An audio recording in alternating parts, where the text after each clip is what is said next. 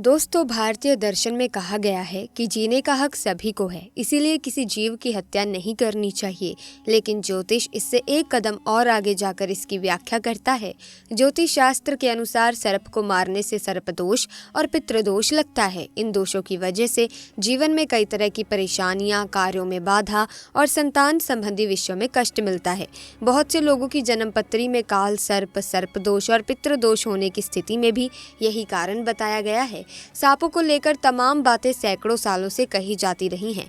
हम सभी ने कई बार ये बात सुनी है कि अगर किसी ने किसी नाग या नागिन को मारा तो उनका साथी हमलावर बदला जरूर लेता है, उसको छोड़ता नहीं। अब जब भी मौका मिलता है तब उसको डसता जरूर है। नाग नागिन की प्रेम की कहानियां भी कल्पनाओं की उपज ज्यादा है। वे जन्म जन्म के साथी नहीं होते, इसमें कोई शक नहीं है कि सांपों का जहर जानलेवा होता है। लेकिन ये भी सच है कि सांप आक्रामक जानवर तभी होता है जब उसे किसी तरह का खतरा महसूस होता है। सांप आमतौर पर इंसान को काटते ही नहीं, तभी काटते हैं जब उन्हें लगता है कि सामने खतरा है, और इसका इससे ज्यादा फर्क नहीं पड़ता कि सामने इंसान है या दूसरा जानवर। तो ऐसे में दोस्तों, हम आपको एक ऐसी कहानी बताने वाले हैं जो काफी साल पहले राजस्थान के गांव में घटित हुई है। ये घटना तब की है जब राजस्थान में मौजूद गांव इतने विकसित नहीं थे, चारों तरफ जंगल ही जंगल हुआ करते थे। तो इतने घने जंगलों में सांप जरूर होते हैं, साथ ही कई अन्य जानवर, जीव जंतु भी होते हैं। तो इन्हीं सब के बीच इच्छाधारी नाग नागिन से संबंधित ये कहानी है। जब इच्छाधारी नागिन ने एक बच्चे को जन्म दिया, या फिर यूं कहें कि एक बच्चे को वो जन्म देने वाली थी, और एक व्यक्ति ने एक ऐसी गलती कर दी जिसके बाद नागिन ने जो उसका हाल किया, सुनकर आप सबकी रूह कांप जाएगी। तो ऐसे में वीडियो को आगे बढ़ाते हुए कहानी को शुरू करते हैं, लेकिन उससे पहले कमेंट्स में हर हर महादेव जरूर लिखना। दोस्तों, ये चमत्कारी घटना है राजस्थान के एक छोटे से गांव अजेरी गांव की। दरअसल ये घटना घटित हुई वहां के रहने वाले व्यक्ति अनुराग शर्मा जी के साथ। अनुराग करीब आज से 7 साल पहले एक आम एवं गरीब व्यक्ति का जीवन व्यतीत करते आ रहे थे। वो अक्सर जंगल में अपनी बकरियां चराने जाया करते थे। एक दिन बकरी चराते चराते वो जंगल के थोड़ा अंदर निकल गए। उसी जंगल में एक इच्छाधारी नागिन अपने नाग के साथ एक विशाल पेड़ के पास रहा करती थी। वो नागिन गर्भवती थी। शाम का वक्त था और अनुराग जब उस पेड़ के पास से गुजरा तो उसे वहां एक तेज चमकती चीज दिखाई दी, परंतु साथ ही वो दोनों नाग नागिन भी वहीं थे। उन्हें देख वो थोड़ा सा डर गया और तुरंत ही वहां से जल्दी से घर की ओर भागा। अनुराग इतना घबराया था कि उस समय तो उसने पीछे मुड़कर तक नहीं देखा, परंतु उस रात उसके ध्यान में वो चीज जो चमक रही थी वो बार बार आ रही थी। वो इतना तो समझ ही गया था कि वो हो ना हो बहुत ही मूल्यवान चीज थी, और अगर वो मुझे मिल गई तो मैं भी धनवान हो जाऊंगा। परंतु सबसे बड़ी मुसीबत थी वो दोनों नाग नागिन। अगले दिन वो वापस जंगल उसी पेड़ वाले स्थान पर गया और कुछ दूर खड़े रहकर छिपकर उस पेड़ के पास रह रहे नाग नागिन को देखने लगा। कुछ देर देखने के बाद उसने ध्यान दिया कि नागिन तो गर्भवती है। वो उस रात घर आकर सोचने लगा कि ये अच्छा मौका होगा जब नागिन अपने बच्चे को जन्म देगी, तभी वो नागमणि चोरी कर लेगा, क्योंकि उस समय नागिन कमजोर होगी, बस नाग को मारना होगा। दोस्तों, कहते हैं कि अगर किसी नाग के मुंह की तरफ गोबर मार दिया जाए तो वो अपना होश खो बैठता है। अब अनुराग हर रोज गोबर लेकर उस पेड़ के पास छुपकर सही मौके का इंतजार करने लगा। एक दिन वो मौका भी आया जब नागिन अपने बच्चे को जन्म देने वाली थी। तभी चुपके से अनुराग ने नाग के मुंह पर तेजी से गोबर मारा और फिर एक बड़े पत्थर से नाग को मार डाला। फिर उसने नागिन और उसके बच्चे को भी मार डाला और उस मणि को उठाकर जल्दी से घर की तरफ निकल पड़ा। परंतु उधर नागिन किसी तरह बच गई थी और बस बेहोश पड़ी थी। जब नागिन को होश आया और उसने अपने बच्चे और पति को मरा देखा तो उसके दुख दर्द का ठिकाना नहीं रहा।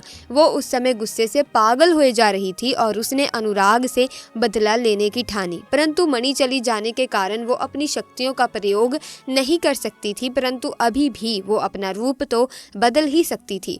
इधर अनुराग को जैसे ही नागमणि मिली उसका पूरा जीवन ही परिवर्तित हो गया। उसकी फसल इस बार काफी अच्छी हुई और काफी महंगे भाव में भी बिकी। उसकी तो जैसे मानो लॉटरी लग गई हो, क्योंकि जो भी वो धंधा कर रहा था उसे हर जगह से लाभ मिल रहा था, और अनुराग को पता था कि ये सब उस चमत्कारी नागमणि का ही कमाल है।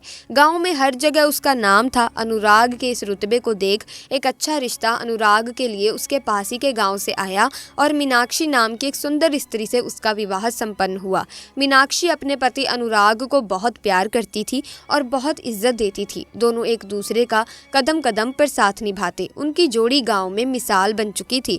उधर नागिन भी एक पुरुष का रूप धारण कर संदीप नाम से अनुराग शर्मा के यहाँ उसका मुंशी बन गया और अनुराग का विश्वास जीतने लगा। अनुराग भी संदीप के व्यवहार और वफादारी को देख उसे अपना भाई मानने लगा। एक दिन मीनाक्षी अपने पति अनुराग के पास आती है और बताती है कि अब हमारे घर में एक छोटा सा मेहमान आने वाला है, तुम पिता बनने वाले हो, मैं गर्भवती हूँ। ये सुन अनुराग की खुशी का ठिकाना नहीं रहा। उस दिन वो खुद अपने मुंशी संदीप के पास गया और बोला, देखो संदीप, मैंने आज तक किसी पर इतना भरोसा नहीं किया जितना कि तुम पर करता हूँ। मेरा कोई भाई नहीं है, परंतु जब से तुम्हारा साथ मिला है तुम मेरे सगे भाई से भी कहीं अधिक बन चुके हो। आज मैं बहुत खुश हूँ, इसीलिए आज मैं अपनी पत्नी और तुम्हें एक खास जगह ले जाना चाहता हूँ, क्योंकि मेरा इस दुनिया में तुम लोगों के सिवा कोई नहीं है। और वो पत्नी को और संदीप को कार में बैठाकर गांव के एक कोने में ले जाकर कार एक छोटी सी कुटिया के सामने रोकता है और बताता है कि जब वो छोटा था तब इसी कुटिया में उसकी माँ की जान उसे जन्म देते ही चली गई थी। उसके पिता तो पहले ही गुजर चुके थे। तब एक बूढ़े बाबा ने उसकी माँ को वहीं दफना दिया था और अनुराग को उसी बूढ़े बाबा ने पाला था। अनुराग बताता है कि जब भी उसके साथ कोई बुरी घटना होती है या वो दुखी होता है तो बस वो इसी कुटिया के पास चला आता है। यहाँ उसे एक अनोखा सुकून मिलता है। अनुराग आगे बताता है कि आज तुम दोनों को मैं इसीलिए यहाँ लाया हूँ क्योंकि तुम दोनों अब मेरी जिंदगी का एक अहम हिस्सा बन चुके हो। दोस्तों, ये सुन सभी की आंखों में पानी भर आता है। कुछ देर रुकने के बाद जब वे वापस पहाड़ी से होते हुए घर को जाते हैं तो अचानक उनकी गाड़ी पहाड़ी पर एक बड़े पत्थर से टकराती है और गाड़ी को जोर का झटका लगता है, जिसके कारण अनुराग तो कार में फंसा रहता है, परंतु उसकी पत्नी मीनाक्षी पहाड़ से नीचे गिर एक पेड़ पर अटक जाती है और उस पेड़ के ठीक नीचे ही बहुत गहरी खाई थी। दोस्तों, वो रात कार्तिक पूर्णिमा की ही थी। संदीप अपनी शक्तियां पाकर पुनः नागिन रूप धारण कर लेता है। अनुराग संदीप को देखकर चौंक जाता है क्योंकि संदीप अब नागिन में पुनः बदल गया था। वो नागिन अनुराग को बताती है कि कैसे ठीक इसी तरह वो भी स्थिति में फंसी थी जब अनुराग ने उसका पूरा घर संसार लूट लिया था, उसके पति और बच्चे को मारकर, और आज मेरे पास बदला लेने का एक अच्छा मौका है। अनुराग घायल गाड़ी में फंसा हुआ था और रो रो कर नागिन को बोलता है कि भले मेरी जान ले ले, परंतु मेरी पत्नी गर्भवती है, उसे छोड़ दे। परंतु तभी उस नागिन को अपनी वही स्थिति याद आती है कि क्या होता है जब कोई अपना छिन जाता है। ये जिंदगी का सबसे बड़ा दुख होता है। नागिन ने अनुराग का उसकी पत्नी के प्रति सच्चा प्यार देख उसे माफ कर दिया और मीनाक्षी को उस पेड़ से निकाल बचा लिया तथा दोनों को हॉस्पिटल छोड़ खुद वापस जंगल में उसी पेड़ के पास चली गई। जब अनुराग हॉस्पिटल से स्वस्थ होकर अपनी पत्नी के साथ घर वापस लौटा तो उसे अपनी गलती का एहसास हुआ और उसने जाना कि उसने कितनी बड़ी गलती करी है। वो नागमणि को लेकर उसी पेड़ के पास गया और उस पेड़ के पास उस नागमणि को रख फूट फूट कर रोने लगा और शाम को घर वापस आ गया। दोस्तों, कभी कभी इंसान लालच में इतनी बड़ी गलती कर बैठता है कि फिर उस गलती को कभी भी ठीक किया ही नहीं जा सकता और बस अंत में पछतावा ही रह जाता है। आपको ये घटना कैसी लगी, आप हमें कमेंट्स में ज़रूर बताना। साथ ही वीडियो को लाइक करें, शेयर करें, चैनल को सब्सक्राइब करके बेल आइकन को प्रेस कीजिए ताकि नए वीडियोस की अपडेट आपको मिलती रहे। आपका बहुत बहुत धन्यवाद।